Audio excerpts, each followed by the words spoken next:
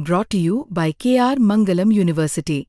We provide you the platform to turn your dreams into reality. Give wings to your aspirations with KR Mangalam University. देश के नए chief justice B R Gavai ने ये बड़ा पद ग्रहण करने के ठीक पहले ये ऐलान कर दिया था कि रिटायर होने के बाद वो कोई पद नहीं लेंगे। उन्होंने ये कह दिया था कि एक बार जब कोई व्यक्ति सीजेआई के पद पर रह चुका होता है तो उसे आगे कोई और जिम्मेदारी नहीं लेनी चाहिए। सीजेआई गवई बार बार ये बात अंडरलाइन करते ही रहते हैं। अब ऐसी ही बात उन्होंने एक विदेशी मंच से भी कह दी। बीआर गवई दरअसल यूके पहुंच गए। यूनाइटेड किंगडम में आयोजित एक राउंड टेबल सम्मेलन में यूके के शीर्ष न्यायाधीशों के साथ उन्होंने चर्चा की। उसी चर्चा के दौरान जजों के रिटायरमेंट के तुरंत बाद सरकारी पद स्वीकार करने और चुनाव लड़ने को लेकर सीजेआई ने चिंता जताई। सीजेआई बीआर गवई ने कहा, अगर कोई जज रिटायरमेंट के तुरंत बाद सरकार के साथ कोई अन्य नियुक्ति लेता है या चुनाव लड़ने के लिए बेंच से इस्तीफा देता है तो ये महत्वपूर्ण नैतिक चिंताओं को जन्म देता है और सार्वजनिक जांच को आमंत्रित करता है। सीजेआई गवई को इस बात की चिंता है कि कहीं भी किसी भी रूप में न्यायपालिका की स्वतंत्रता, निष्पक्षता पर सवाल या निशान ना खड़े होने पाए। उन्होंने यूके में खड़े होकर मंच से कहा, एक जज द्वारा राजनीतिक कार्यालय के लिए चुनाव लड़ने से न्यायपालिका की स्वतंत्रता और निष्पक्षता के बारे में संदेह पैदा होता है, क्योंकि इसे हितों के टकराव यानी कॉन्फ्लिक्ट ऑफ इंटरेस्ट या सरकार का पक्ष लेने के प्रयास के रूप में देखा जा सकता है। रिटायरमेंट के बाद की ऐसी व्यस्तताओं का समय और प्रकृति न्यायपालिका को ईमानदारी में जनता के विश्वास को कमजोर कर सकती है, क्योंकि इससे ये धारणा बन सकती है कि न्यायिक निर्णय भविष्य की सरकारी नियुक्तियों या राजनीतिक भागीदारी की संभावना से प्रभावित थे। यानी कि जो निर्णय लिए गए वो फ्यूचर अपना तलाशते हुए जजों ने लिए। कभी ये ना लगे कि जज कॉम्प्रोमाइज थे, न्यायपालिका पर कभी कोई नैतिक प्रश्न ना उठ पाए, न्यायपालिका पर जनता का विश्वास कम ना होने पाए।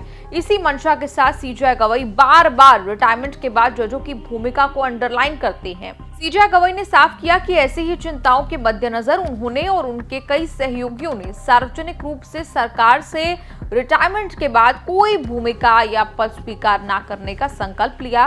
कहा कि ये प्रतिबद्धता न्यायपालिका की विश्वसनीयता और स्वतंत्रता को बनाए रखने का एक प्रयास है। सुप्रीम कोर्ट से रिटायर होने के बाद सरकारी पद लेने को लेकर कुछ रिटायर्ड जज इतने बदनाम हुए कि बाकी जज भी डर गए।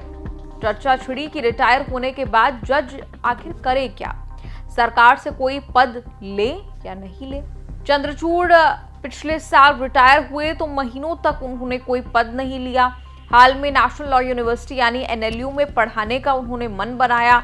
अब वो डिस्टिंग्विश्ड प्रोफेसर के तौर पर अपनी दूसरी इनिंग शुरू कर रहे हैं। बारी संजीव खन्ना की आई। रिटायर होने से बिल्कुल पहले कोर्टरूम में उन्होंने भी ऐलान कर दिया कि वो कोई पद नहीं लेंगे। कहा कि शायद कुछ लॉ फील्ड में ही करूं। जैसे ही उन्होंने ये ऐलान किया, कोर्टरूम में मौजूद वकीलों और जजेस ने तालियां बजाकर तारीफ की। तारीफ शायद इसलिए कि संजीव खन्ना ने अपनी सफेद कमीज सफेद रखने के लिए ही इतना बड़ा फैसला लिया। जिन जजों ने रिटायर होकर कुछ ना कुछ ले लिया, उनकी सफेद कमीज सफेद रह नहीं सकी। चीफ जस्टिस बनने से ठीक पहले जस्टिस बीआर गवई ने भी ऐलान करके कह दिया कि रिटायर होने के बाद वो कोई पद नहीं लेंगे।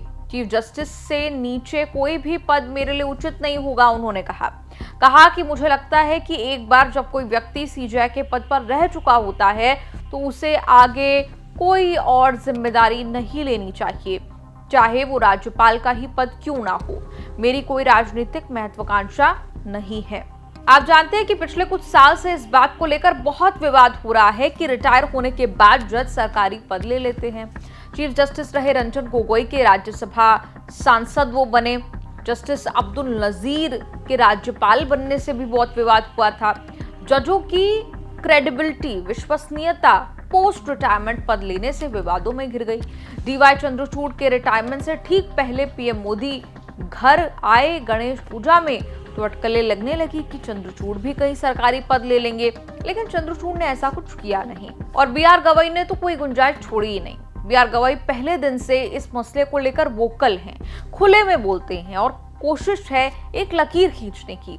बता दें, सीजीआई बनने से पहले महाराष्ट्र के दलित परिवार के गवई पहले हाईकोर्ट के जज बने, फिर सुप्रीम कोर्ट के जज बने और अब सुप्रीम कोर्ट के चीफ जस्टिस बने।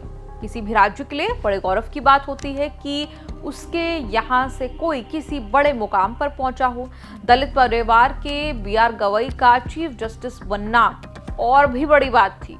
बीआर गवई महाराष्ट्र के अमरावती में जन्मे हैं, वहीं से चीफ जस्टिस ऑफ इंडिया के मुकाम तक पहुंचे। गवई परिवार अमरावती का दलित परिवार है। उनके पिता आरएस गवई राजनीति में थे और दलित उत्थान की ही राजनीति करते रहे। गवई देश के दूसरे चीफ जस्टिस बने जो दलित परिवार के हैं।